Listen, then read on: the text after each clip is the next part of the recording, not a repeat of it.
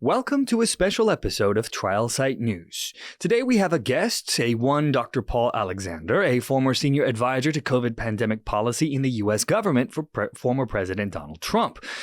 He's going to be talking to us about his new book, Presidential Takedown, how Anthony Fauci, the CDC, the NIH, and the WHO conspired to overthrow President Donald Trump. This book covers the great reversal in re-election hopes for Donald Trump back in 2020 and all the drama swirling around it that year. And so it is my great pleasure to welcome our guest, Dr. Alexander. Welcome to the show. Thank you very much, Adrian. Thank you to you, Daniel, etc. Trial Site. It's a tremendous forum. I remember about 3 years ago when we started in the freedom movement in terms of our questioning and pushback on all of the lockdowns and school closures, and Trial Site was actually maybe the first such forum that allowed us to publish our scientific papers, because we were getting, let's say, locked out, canceled from. As an academic scientist, we could not publish scientific work in medical journals, even though we have a long track record of hundreds of publications. Not just me, Dr. McCullough, everyone. So we dealt with this problem through Trial Site. And Trial Site opened up for us, and we were able to come to the world and at least give the alternative, the other side of COVID story.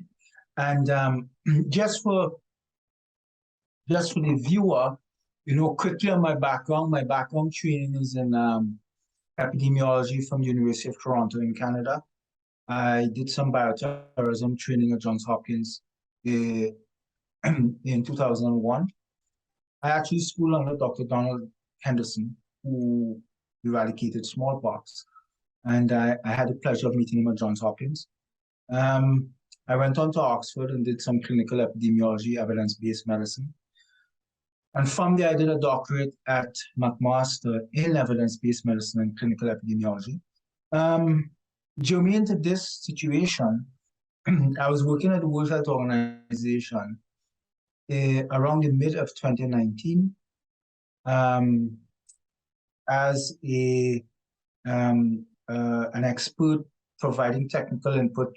We were building a project for low and middle income countries in training doctors and scientists in how to analyze medical information, how to produce reports, and how to conduct basic research. And my task was to lead this project. And I was doing that. I had just finished my job at Infectious Diseases Society of America in Virginia. As a clinical practice guideline development trainer.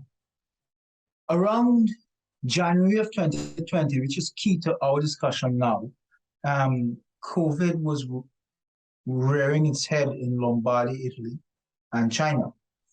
And the world really didn't know what was happening, and I suppose we all, myself included, even though we could segue into a separate discussion in terms of the origins of what we're seeing now, in terms of when this really reared its head in December, January of 2019, 2020, this wasn't really a novel virus, a novel coronavirus to us. And we know that now. But for this topic, for this program, WHO asked me to change my position with them, Pan American Health in DC, to be their pandemic systematic review evidence expert, so that I could try and gather all the evidence internationally for them and try and summarize it so that they could start messaging the globe and all of the countries in terms of what we were seeing, how we could potentially react, what hospitals should do, were there any treatments, etc. So I was actually working with the World Health when around May 2020, I got communications. It really started in April, but it ended up with me going to Washington in May, where I was reached out by the United States government, Trump administration, to go to DC and to work out of Health and Human Services as a senior pandemic advisor to the Trump administration, kind of as the interface between the White House and the task force. So I actually had the opportunity to work with task force members that that the public got accustomed to, such as Fauci, Redfield, Hahn. All of these people had sub-offices in HHS, in my building, because they had to be close proximity to the Capitol, which was opposite, for hearings, as well as the White House, which was down the street. So they couldn't be going back to their main hubs, so like CDC in Atlanta. Redfield couldn't go there every day, because then he wouldn't be able to get back and forth. So they gave these people offices Wow. at HHS. So that allowed me to interface with them real time. And so that was it. I had the opportunity to work in the Trump administration. And, there's so many, I mean, we could speak for days. Between you two, Adrian, the expertise you have probably gained over the years, Daniel, these people who are the audience, because I found that the lay persons now become such critical thinkers that they understand the science and actually vaccine issues as well as actual scientists. So we could talk and we could have nice casual conversations, but so I just wanted to give the academics and I wanted to give my background to you to start. So I want you to tell our audience then, so you said the CDC, the NIH, the WHO, they all had, and Fauci all had offices there. Can you tell our audience what that was like? And was that relationship adversarial? Like, I obviously want to ask you in a little minute here about, your theories on Fauci and his WHO and CDC and so on and so forth. But first, I want you to tell our audience a little bit about the atmosphere there. Was it adversarial? Did they seem to be working well together? What was happening behind the scenes? Well, I mean, so from my perspective, right now, just so that you know, there's one particular issue. On leaving the Trump administration, I joined Dr. McCullough, Dr. Reach in formulating the early treatment. It's very important. This early treatment paradigm of multi-drug sequenced drugs for the treatment of COVID. Right. Antiviral, corticosteroids, etc. So with working with Dr. Zelenko. To answer that question, I would say this, that the people that I worked directly with and reported to were people in the communications office, people in the assistant secretary's office, some people in the secretary Azar's office. And it was a very tense atmosphere because the public needs to understand it, and which is the tenor of my book. In January 2020, when Washington, the Trump administration began looking at the internal polls, the internal polls had shown that President Trump was unstoppable in the sense that he would have won the election with almost 380 electoral votes, and maybe they were looking at about 43 states. And I understood that because of the fact that there was so much good news. I mean, in terms of the economy at that time, labor participation rate was so high, the unemployment was so low, and for all the different groups, America was really standing up to China at that point. So Trump was getting a lot of praise, etc. So you have to understand, think about life through the eyes of President Trump. I don't know who the listeners are to this show, exactly your politics, but I wanna table it up this way. Here's a guy who, the first 2 years of his presidency, it was almost destroyed by the speaker, Paul Ryan.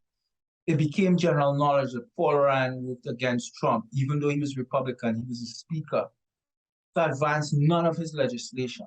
That's why we couldn't, the wall, nothing was done. So you have to take the first 2 years off the table. The fourth year was the pandemic response. For you to really understand Trump, you need to gauge him by the third year. In that 1 year, his third year, he did more. And this, I wanted to say, for America and the society, the different groups in terms of, he did more for the country in 1 year that we almost felt that he could go down as one of the greatest presidents ever, just in 1 year, because I just explained why you have to discount the first two and the last. And the thing is that, think about his situation. Here he is in January. The internal polling is showing that he's a shoo-in. He's going to be reelected. Nobody would challenge him in the Republican Party. No one on the Democrat side. And then all of a sudden, here you have Fauci and Birx, and these people coming into him into the Oval Office telling him, well, you know, there's this virus, blah, blah, blah, and circulating. You have to shut the country down and shut the economy down. Can you imagine if it were you? What would you be thinking? Because the economy in January of 22 was the best in America's history. So it was very tense. Trump had to tread a needle from that moment on to run for re-election and govern the country whilst responding to a pandemic. So he had to find that way, and his administration had to toe the line, of course, of the fallen step, where he wants to come to the public every day to tell you all the good news, why he should be re-elected.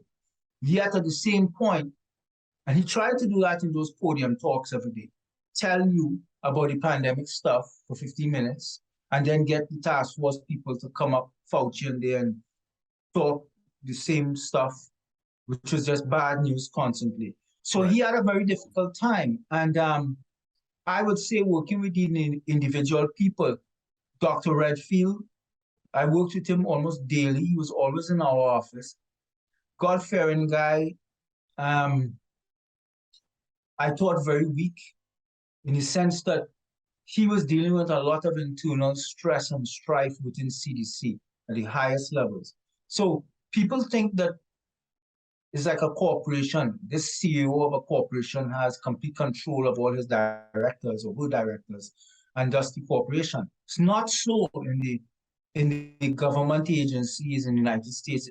I say in government in general, because if the CEO, the head director, or the minister has no connection to the people just below them, even high-level people, they will be not working from the same page, and in many instances, they could actually be subverting that. Redfield was a guy who had the CDC at the highest levels working against it. So he had his own stress, and that's one. Han was trying to run the FDA. I thought, again, my relationships with him was very cordial. It was a very technical relationship in the sense of giving him a lot of science daily, talking about a lot of the issues. But again, in a very political atmosphere, Dr. Brett Giroir, he was running the testing aspect of it. I thought, very smart guy. I got along pretty well with him. I really admired him. He inherited a disaster. The public needs to understand that. Even today, the United States is still digging out of, because when the pandemic, when we began the response and the testing, CDC decided that it was going to create the initial test that the country was going to use. And in creating that test, the test failed. When they gave that test out to across the nation to the different labs, etc., they couldn't validate the test. So America really flew blind for about 5 to 6 weeks. No testing initially, whilst the virus seeded across. We didn't even know where the virus was. And so that was a catastrophic failure, because at that point, had we been able to put our arms around the transmission and spread, we might have not even been in the situation we are today. So that initial foray out of the box by CDC was a disaster. Brett Giroir, I would argue, did a good enough job trying to keep America treading water and for us to try and recover. Deborah Birx hated me. Well, she wrote that too in her book. And Fauci, I regarded Dr. Fauci as a diva, in the sense that the relationships were contentious, because I was battling Fauci and NIH behind the scenes in terms of the school closures, the lockdowns, the masking of kids. So I was hated. and we were going back and forth. And the interesting thing about it is that what I found very troubling and problematic, which I tried to explain in the book, is President Trump was backed up against the wall every day because Fauci and his group would signal and even tell us that if Fauci et al. Wanted to go on certain news programs to discuss certain things, if they weren't allowed, if we didn't give him permission, etc., they would leak to the public that we were muzzling him. So we were dealing with situations where you are trying to not craft the message. Well, you wanted to craft the message, not control the message, but you wanted to give the particular message as it would align with the vision and the decisions of the president. Fauci and they were operating sideline differently. And well, let me ask you about that, because from an outside perspective, it seemed that, Fauci and Birch were kind of leading the charge there, and it seemed like Trump was ceding some of that authority and leadership to them. Why do you think that, seeing that he was a diva, was it a political move to just allow it to go on? What do you think was the impetus for that? Well, you hit the nail on the head and you analyze that accurately. I think, and that's one of the greatest tragedies. I think we have two of the greatest tragedies in public health history happen, which is one, the lockdowns, and two, the vaccine. But let's go back to the lockdowns first. I think President Trump's gut instinct, and he's always said that, would be not a lockdown, but somewhere inside there, he ceded the responsibility of running the pandemic response to Fauci and Birx. And it was really their lockdowns and school closures. It was not Trump's. And I think that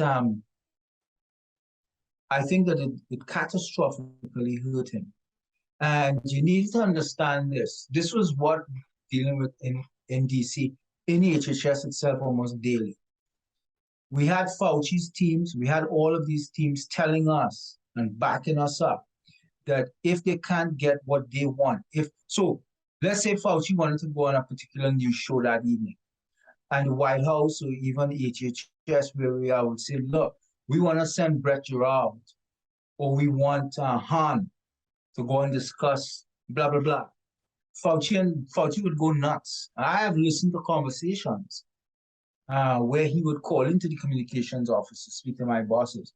And when they try to explain that you had too much airtime, you've been on the tube all day the day before, we need to put other task force members to even out the messaging and to talk about other aspects.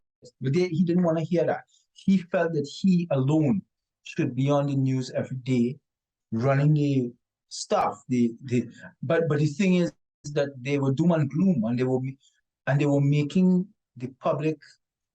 They were messaging to the public that there was a catastrophic failure and chaos, and that's the tenor I tried to write the book to say that if the objective was for the general public to become concerned, not confident, to look at everything as just chaos and madness, even it became a clown car show with that task force every day, even. Then they achieved that. And to say that they subverted the president, I mean, it's not just my words. Deborah Birx, as one of the chief persons in the lockdown response, said in her book that they slow-walked information, they denied information to Trump's people. Like, that was real, that was true. They did things to thwart their own pandemic response so that it's almost like harikari, where you disembowel yourself. They harmed themselves. They made their lockdowns a catastrophic failure, because in doing that, Trump failed. And President Trump never really understood, I don't even think today, how much the lockdowns and the school closures hurt him. It hurt him electorally. Well, it was incredibly demoralizing for the average American citizen to just be stuck home, couldn't go anywhere, couldn't do anything. I remember driving through the streets of LA and there was nobody there on the streets. And for that just to continue, first it was 2 weeks, then it's a month, then it's 2 months, and it's a never-ending process. So yeah, I think that made a dramatic difference on the American people, no question about it. So why do you think he didn't? So you think he just didn't see how it was affecting his administration, or? Well, I think even when Scott Atlas wrote in his book, A Plague on the House, Our House, and he said that, he said, and he worked with Trump too, he said, Trump just didn't trust his gut instinct. His gut instinct in communications was to not lock down and for us to come out of the pandemic quickly in a matter of weeks in terms of the lockdowns and stuff and in other words, letting people make their own choices on how they treat their safety. that was his intent. But somewhere in there, beyond us, President Trump ceded the control of that response to Fauci and Birx, and you saw what they did. Birx explained in her book. It was almost incredible that she put it to paper. She said, well, we knew that when we told him, quote us, that we needed him to lock down for 2 weeks, we knew it was going to be for a long time. But we knew once we got him to balk and to buy that, she wrote that, we will then work on him and get rest. So that's what they did. And you have to understand, though, so that there are about 6 or 7 things that doomed the response. And I mean, I wrote the book with Kent and Skyhorse in a way that we want to write additional books with real minutiae, because remember, I am constrained to as to what I can speak about because of privilege and confidentiality. I will find out over time, especially the new Congress, what kind of flexibility they're going to give me. So I can talk because I don't want to break no rules. I don't want to say things I'm supposed to say, but let me just talk at the 50,000 foot level here. 6 or 7 items doomed us. 1, out of the gate, Fauci and Birx told the nation that we are all at equal risk of severe outcome if we are exposed or infected. That one statement doomed the pandemic response, because what it told, particularly to parents, is that your 10-year-old son, John, at the prime of his life, is at the same risk of severe outcome and death if he's exposed to COVID as 85-year-old granny with 3 underlying medical conditions. And that was a lie. That was a pure, bold-faced, blatant lie. That hobbled the response because that stuck in parents' head. That allowed them to go along. Parents were scared. When we knew, straight out of the gate, 1 week, we knew, we looked at data from across the world, we were getting data already that showed us that COVID was amenable to risk stratification, and that baseline risk was prognostic on the severity of the outcome. Steep age risk curve, such that there was a 1,000-fold difference in risk between Granny at 85 and 10-year-old Johnny. So we didn't have to lock Johnny down in those schools. And today, what the public needs to understand is that the median age of death in February 2022 was around 82 to 83, with 3 underlying medical conditions. The median age of death still in November of 2022 now. So from February of 2020 to November of 2020, almost 3 years, it's still 82 with 2 to 3 underlying medical conditions. It does not change. Moreover, life expectancy in America is 79. If COVID kills on average at 82, 83, COVID didn't even cut your life short. And these were important messages that the public needed to hear but never heard. So that one thing doomed. The second thing that doomed us and hobbled Trump was the lie that Fauci and Birx said, and the rest of the task force went along, that this issue of asymptomatic transmission. We were not seeing asymptomatic transmission. We knew it was false. We saw the science and the data, and we looked at very potent studies up front that showed that that asymptomatic transmission that they were talking about was not real. That was a lie. The third lie was the issue of the PCR test. We knew that that Johnson test was, PCR is a process to amplify DNA. It's not a diagnostic test. We knew that the cycles and the amplifications, once you cross 24 cycles, we had the science. If you use that test as diagnosis, you would be detecting viral dust, fragments, junk, all common colds and flu, not today culturable, infectious, lethal virus, not. So much so that the science was showing us that 97% of all those people in 2020 and in 2021 who tested positive were not, they were false positive. We closed schools down and locked society with a 95 to 97% false positive. The PCR test, if I could say, is the one tool that killed it all. And they spooked Trump with it because they were able to put up these graphs, books every day, these fraudulent graphs with all these rising infections and stuff. That was a lie. The fourth lie was the issue about natural immunity being inferior to vaccinal immunity. Never in history.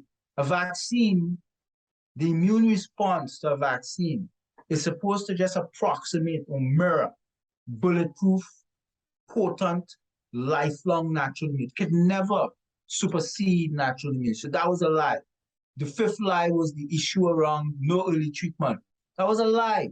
We knew up front that we had medications that once you treated the infected, especially the vulnerable person, in the first 2 weeks, but right at the first day of symptoms, that you would cut the risk of hospitalization and death by about 90%.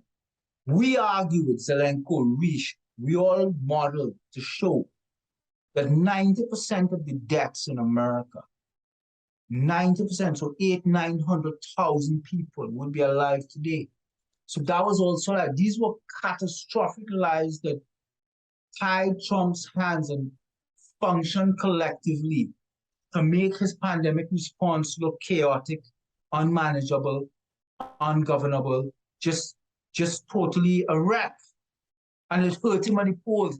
And that's the tenor of my book. I was trying to say that this is not only about the stolen votes on the election night. That's a separate discussion. Whether I want to believe it entirely, believe some of it, believe none of it, I know mischief takes place with the voting. That's not the discussion. I'm trying to say that President Trump lost a lot of support, not because people didn't like him anymore, or didn't want to vote for him. They just didn't vote. Those people in those Rust Belt states, they were hurt. They were devastated by the lockdowns. They lost people, they lost family members and friends by the school closures. We had little children in America that hung themselves. We had this data. The news media wouldn't report what really happened in America because Trump was actually on the podium. You saw him arguing with Fauci and Birx daily about and the teachers' unions and CDC. Open schools, open the society, blah, blah, blah. That was real. And they were subverting him and keeping it closed. But we were getting data that he was getting, making him wage that fight. So I applaud him for that. But they went against him. So let me ask you then. So we see blatant abuses of American people's trust, right? So in your book, you make the assertion that Dr. Fauci and these organizations were not just doing incompetent things, but they were conspiring to take down the Trump administration. Can you expand on that? Yeah, well, I mean, look, as an example, so Birx actually wrote this in her book, but let me give you an example. President Trump he bought into the vaccine. And I will tell you erroneously, because that COVID gene injection is a catastrophic failure. That failed out of the gate.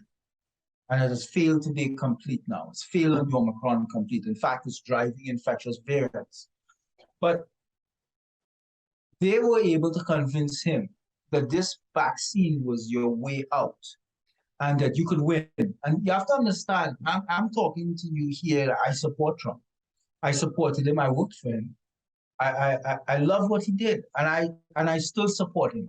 I like Ron DeSantis too, But I think he was terribly treated. I can't think of somebody in society, in politics, who were worse treated than him and his family.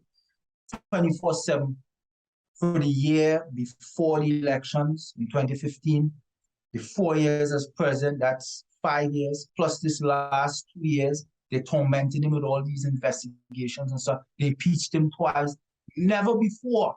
So they did everything and continue to do to soil this individual, but I still support him, and I'm trying to answer the question this way. So he bought into the vaccine. I think that was a mistake. But he wanted to be able to claim success. Remember, this guy has a big ego too. I have a big ego. You might have a big ego. There's nothing wrong with that. And he wanted to be known for, look, we had this thing. They say it was this bad virus, pathogen, whatever. We got this vaccine in this Operation Warp Speed in months, which that was a catastrophic mess by itself. But I would say, so he bought into it. They were able to convince him to take 15 years to build a vaccine and bring it in 4 or 5 months, which is a complete lie. You can't do that and expect it to be safe. Separate discussion. But what I'm saying is, so he wanted to be able to tout that success. So he knew that Pfizer and they had conducted the research and they had the results, and they were going to declare that the vaccine was efficacious, and that they wanted to get emergency use authorization from FDA. So he was assuming, not asking them, that they would declare victory at the right time, and that time was even before his election. But I'm trying to tell you now how they subverted him. I'll give you an example. I had written a paper, and I had sent it out to the FDA, CDC, everyone, Dr. Hahn, where I listed out the problems and the challenges with the Operation Warp Speed, and that they needed to get these things addressed and fixed before they completed the vaccine. I did that from on the inside, and I was getting a lot of pressure.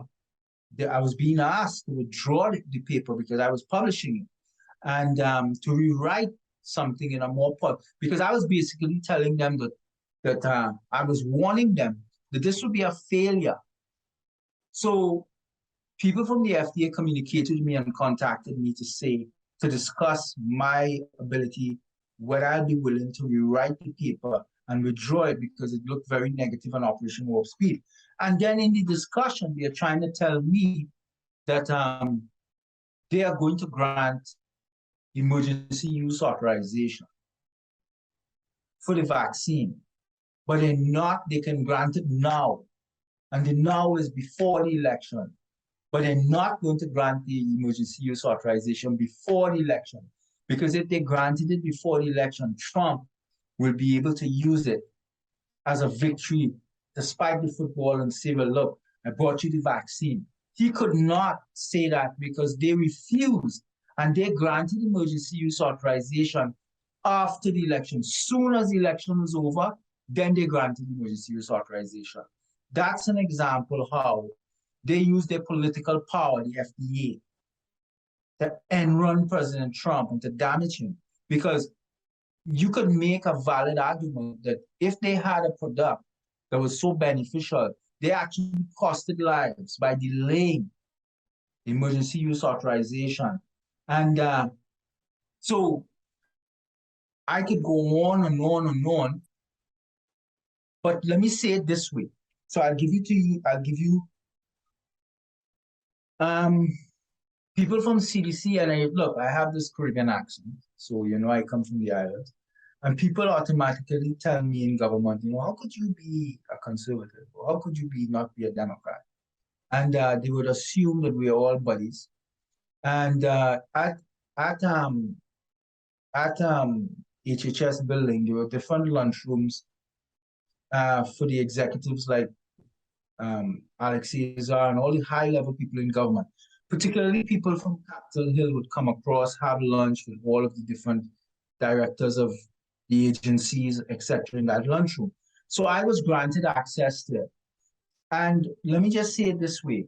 I would have conversations with persons from CDC, NIH, FDA, even Moderna, who would tell me in no uncertain terms that their job on a unified basis daily was to subvert Trump. Daily. That was what their job was. Their job was to slow walk everything, to deny data to his teams and all of us working there, so that at the end of the day, the American population would go to bed shaking their head, thinking that President Trump is a failure, a disaster, the pandemic response is a disaster, it's chaotic, the country is unmanageable. But they were doing it. They were doing it from the inside. They worked for the government, but they detested Trump so much. They hated him so he had to fail. And the pandemic response had to fail. And it did.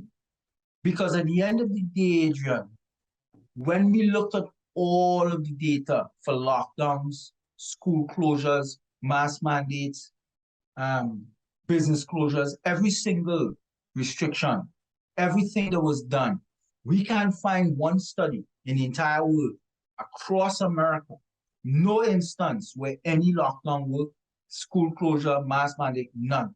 None worked to cut transmission or to stop that. Every single COVID policy failed. Every one. And that's the key. So whether they knew it was going to fail, every single thing they did fail. So the voter, my argument is that without Trump understanding the impact of the lockdowns, and I'll tell the viewers something here that I've shared before, and I'm gonna say it here. Those polls in January of 2020 showed President Trump rightly unstoppable.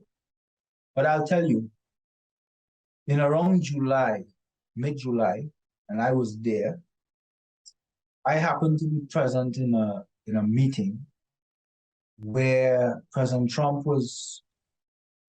had ramped up his election push.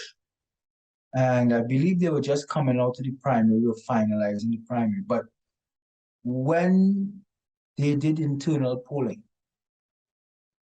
President Trump was dead on arrival. There was no path to victory. All of the Rust Belt states, he was underwater. And that's not a general discussion in public. I'm telling you, he couldn't win the election in July. And he was unstoppable in January. And the only reason why, they told us in the surveys, the lockdowns had hurt them. And they're angry with the pandemic response. And we saw in all those Rust Belt states that he won, and he had to have won again to win. He was underwater. And when that meeting was over, the people who attended that meeting, I can't say names here, they were people who headed back to the White House, to parts of Capitol Hill, different parts of government. And I walked with them towards my office because I met them in the meeting. And the two people that was right next to me as we walked, everybody's head was down. So I said, well, how does it really look? And they said, it's terrible. There's no way you could pull it off in November. Now, I'm trying to tell you, that's what I was trying to say. They hurt him. The lockdowns damaged him terribly. When they took that to Trump, the message that came back to us at HHS was, POTUS believes that he could win this election and he's going to turn it around. He needs to get on the campaign trail. Once he gets on the campaign trail, do 5 to 6 rallies a day, care out. And he's going to bring it home. People I was talking to say impossible. The numbers were just that bad. They looked at every permutation, every state, on the board, off the board. They said no path. However, and now I'm sharing with you, They ran those internal polls once a week. And because I was privy, because I was there, week by week, Trump began to claw back 2.5, 3 points, such that 2 weeks before the election, Trump was 1 point even or a half to 1 point ahead. Wow. So by the week before election, Trump was actually at even with the Democrats and above by 1 to 2 points across those Rust Belt states. So what I'm trying to say is President Trump was devastated by the lockdowns, but he did turn it around because if you remember, he was on that campaign trail 5 to 6 times a day. But I'm also saying that had it not been for the lockdowns, that damage that he incurred, he would have won convincingly. He would still be ahead. That's my point. The lockdowns hurt him that much that he pulled at level or ahead, but it would have been different had he not had to erase that deficit. It really hurt him. And even today when I hear him speak about lockdowns save life, that is BS. I have the greatest respect for the president. I think in January 20, he deserved a shot on Mount Rushmore for what he went through as a president and was able to pull off in 1 year. Because I'm telling you, you have to gauge him in 1 year. He did more in 1 year than Obama did in 8 for African Americans, and that's a fact. So he really was a marvelous president to me when I look at everything, but he still does not understand the lockdowns hollowed him out, and those people who ran his lockdowns helped destroy him with that, and that's the key. Well, certainly the long-term adverse effects of the lockdowns and everything else that happened in 2020, I think the ramifications of that are going to just be felt for a long time into the future. And that, I mean, for the health industry and the political landscape. Well, Adrian, listen, they have some modelers, economic modelers, run numbers to show now. I was looking at some of the AIER. It will take the rest of the 21st century, 80 more years, for us to get back to where we were. Because we were seeing all sorts of data. With every 1% increase in unemployment, there's a 1.3% increase in suicides. So we knew that when he locked down, it was like 3.4% unemployment. All of a sudden, we were at 20% unemployment. So we knew that there were going to be mass suicides across America. And I'm telling you, we had parents turning up to the emergency room with their children in their arms, the wife telling the doctor, and the data is coming to us from the States. So it is coming directly to us at the HHS. We were rolling it up to the White House, saying, the wife, I have not worked for 8 months, 10 months, nor my husband. We've been very violent and beating each other almost daily now. And today we crossed the line, we beat the child. And we think we might have killed our child, doctor. And they have the child with unresponsive, broken limbs. That's what emergency room doctors in America faced during this pandemic. It was monstrous what those school closures and lockdowns did, specifically for children. The people who benefited from the lockdowns were the richer, we call the Zoom class, middle managers, the laptop class, who could afford to lock down, who could afford to get permission to work from the basement and remote work. Many poor people had to front face the society and still had to go to work. When we look at the data properly, we could see that the poor people in society by residential codes, we could see it. We shifted the burden of morbidity and mortality from the laptop class to the poor persons in America. People didn't understand that most children in America only get their only meal from school, at lunch. Most children, especially poor children, even affluent children, they don't grab food before they run out of the door in the morning to grab the bus or whatever. So they get that school lunch. When we close schools, Millions of American children, poor children, starved for months. People never thought about it. They had no food, they had no breakfast and no dinner. They only relied on school lunch. Nobody thought what was happening to poor Johnny and Susie. They had nothing. That's what poor people faced. In America, women, poor women, lesser educated women who didn't have more senior people, they were devastated by this because they had the more front-facing jobs. They had to work with the public. They were getting all the infections. Well, certainly well said. And for those who want to read up on it, the book is titled Presidential Takedown: How Dr. Anthony Fauci, the CDC, NIH, and the WHO conspired to overthrow President Trump. And for those that want to find your book, where should they go? Amazon. It's on Amazon right now. And also, I write a daily Substack. It's called Alexander COVID News. So the book is called Presidential Takedown. It's by Skyhorse, Tony Lyons, and that group. They wrote the Bobby Kennedy book, the real Anthony Fauci also. The thing is that in my Substack, Alexander COVID News, I also a few weeks ago made a decision that those people who take out an annual membership, I believe it's like $50. The book is $30. I would give them a copy of the book for free. So I'm trying to work it out right now with the publisher where I could get to be able to, all of my past subscribers who took out an annual membership, to ship them a book. So whether you buy it outright on Amazon or you go through the Substack, if you want, the Substack is free.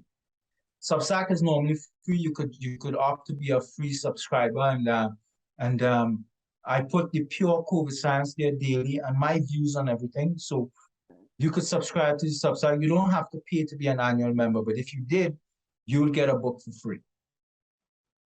Sounds like quite the deal.